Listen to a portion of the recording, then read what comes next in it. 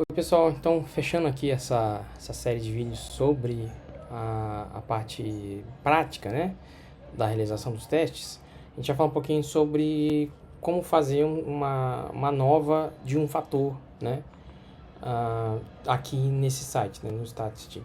Então aí eu importei aqui, né, um conjunto de dados em que eu tenho a biomassa, né, de uma, de uma comunidade de mamíferos, né, em diferentes locais, né, que são classificados em mata, né, mata contínua, fragmento, né, um conjunto de fragmentos florestais e ilhas. E aqui o que eu quero saber é se a biomassa, né, dessa comunidade de mamíferos varia entre essa, esses três tipos de ambientes, né? Então aqui eu tenho a biomassa, né, e o isolamento. Biomassa é uma medida quantitativa, né? E isolamento é um fator com 3 níveis. Aquela tabelinha que a gente já conhece, né? De análise descritiva, né? E aqui ele já me dá de novo, né, a opção de selecionar um teste paramétrico ou não paramétrico. Sempre uso o teste paramétrico, defino o nível de significância e ele já está selecionando para mim aqui a nova, né? E aqui ele já me diz também, né, qual seria a hipótese nula de que não existe diferença, né?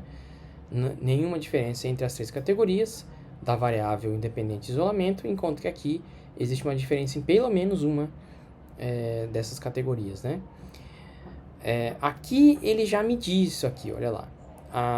Já montou para mim prontinha a minha tabela de ANOVA completa, né? Então aqui eu tenho o isolamento, que seria justamente esse meu fator, que é um fator com 3 níveis, né? Então o grau de liberdade é 2, os resíduos e o total. Então tem aqui a soma de quadrados do fator, soma de quadrados dos resíduos, soma de quadrados total, grau de liberdade do isolamento, do resíduo total, quadrado médio, né? Se eu dividir esse número por esse, eu vou encontrar esse, dividir esse por esse, encontro esse. Se eu dividir esse por esse, eu encontro o F. E aqui ele está me dizendo já o valor de P desse F, ou seja, o F ele já está me mostrando que ele é significativamente, né, diferente de 1, né? Se a gente lembrar da aula, vocês vão ver que como o F é uma razão entre quadrados médios, né, do modelo e o resíduo, se ele for diferente de 1, quer dizer que existe alguma diferença entre as categorias, né? Aqui ele está me dando uma medida de tamanho de efeito, né, que é o eta quadrado, que aqui basicamente ele está dizendo para mim que eu não expliquei isso na aula, mas só para a gente, já que ele deu, né, a gente pode interpretar isso como que o isolamento está explicando em termos, em torno de 31%, digamos assim, né, da variação na biomassa. É isso que a gente pode ignorar. Sim. E aqui ele me dá vários tipos de teste a posteriori. Que enfim, normalmente eu uso só um deles, né? Aqui ele está me dando o teste de Bonferroni, esse aqui é um outro teste, o chefe, e aqui o teste de Fischer, que é o que eu vou usar aqui, tá? Então assim, já que o meu desculpa, já que o meu valor de P aqui é significativo, ou seja, ele é menor do que o nível de significância que eu estabeleci de 5%, eu devo, na verdade, fazer um teste a posteriori para saber qual desses níveis aqui, né, é diferente entre si. Eu tenho que fazer um teste para aqui, controlando para o erro do tipo 1. É justamente isso que o teste de Fischer faz para mim. Então, ele está dizendo que, se eu comparar a mata com fragmento, ele está dizendo que ele é marginalmente significativo, né? Porque é 0,050 seria, né? Seria a diferença. E aí, se a gente comparar a biomassa entre a mata e a ilha, ele não é diferente, né? Significativamente. Só que quando eu comparo o fragmento com a ilha, aí sim eu tenho uma diferença significativa, né? Esse aqui é o valor de T, né? Aqui a média da diferença, né, bruta. Então eu tenho a biomassa entre e o fragmento da ilha, tem uma diferença relativamente grande, né, e ela é significativa. Aqui, esse sim, né, talvez a primeira vez que eu estou usando aqui esse gráfico de barras aqui nesse caso, que seria o caso de uma nova. Então eu tenho os 3 locais, né, os 3 tipos de locais, que é o fragmento, a mata e a ilha, são os 3 tipos desse meu fator chamado isolamento, e aqui a biomassa no eixo Y. Aqui eu quero... Aqui, desvio padrão. Isso. Então aqui eu tenho, né, a média, né, que ele está mostrando para mim, a média da biomassa no fragmento, e aqui o desvio padrão dessa biomassa no fragmento. Mesma coisa aqui na mata e a mesma coisa aqui na ilha.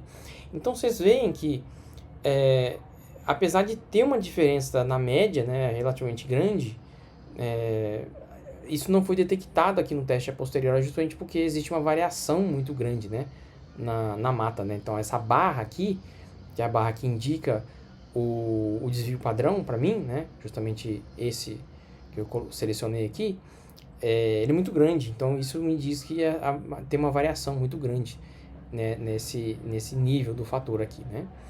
Então, quando eu comparo a mata com o fragmento, apesar da média ser diferente, elas não são significativas.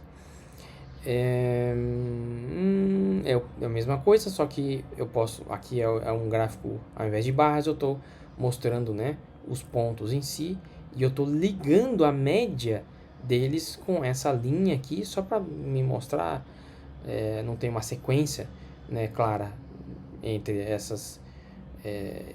esses 3 níveis do fator, mas é uma medida visual para a gente enxergar aqui essa diferença, né? Aqui ele me mostra, né, um histograma, né,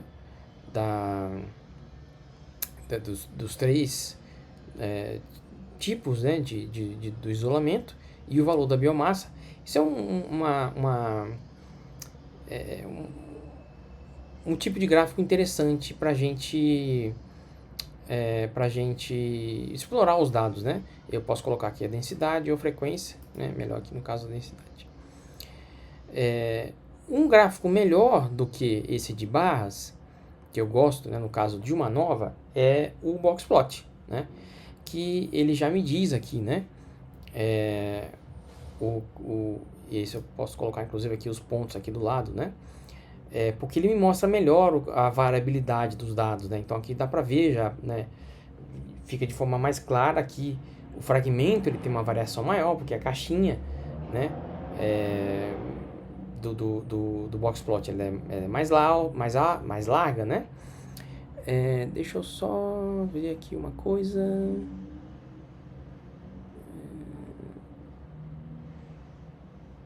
Tá certo. Tá. É isso que eu queria saber. Aqui a gente tem essa linha tracejada. Ela não é normalmente mostrada, mas é a média, né? E aqui a linha contínua é a mediana. É isso que a gente normalmente enxerga ou plota no boxplot. E aí sim um outro tipo de gráfico parecido, né? Na verdade uma derivação do boxplot é o chamado o plot de violino, que ele me mostra também, né? Ele meio que combina esses 2 tipos de gráfico para mostrar, né, uma variação, como que os gráficos estão variando, né?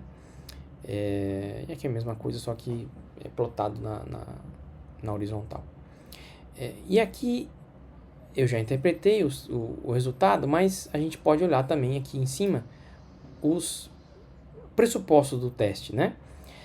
E aí a gente pode olhar, né, o plot de quantis para ver se tem algum tipo de desvio de normalidade. E aí de novo, né, os meus dados aqui, que são os resíduos, eles estão dentro do que seria esperado aqui, né, pela normalidade. Então não preciso me preocupar em relação a isso. E aí eu tenho aqui, né, um histograma. Isso é para cada... Ele faz isso para cada nível do fator, né? Mata, fragmento e ilha. Então, em nenhum deles eu tenho um desvio muito grande de normalidade. Aí aqui ele está me mostrando, né, um teste de variância, né, entre entre os níveis do fator. Então aqui, se a gente olhar aqui nesse teste aqui, esse é um outro pressuposto, né, que é o desvio em relação à homogeneidade de variância. Então, pelo fato do valor de P aqui não ser significativo, eu posso dizer que eu não tenho desvios de variância significativa aqui nos meus dados, então eu posso interpretar esses resultados de maneira normalmente, né? É isso, gente. Então, essa aqui foi a nova, né? Todos os resultados de uma nova de um fator.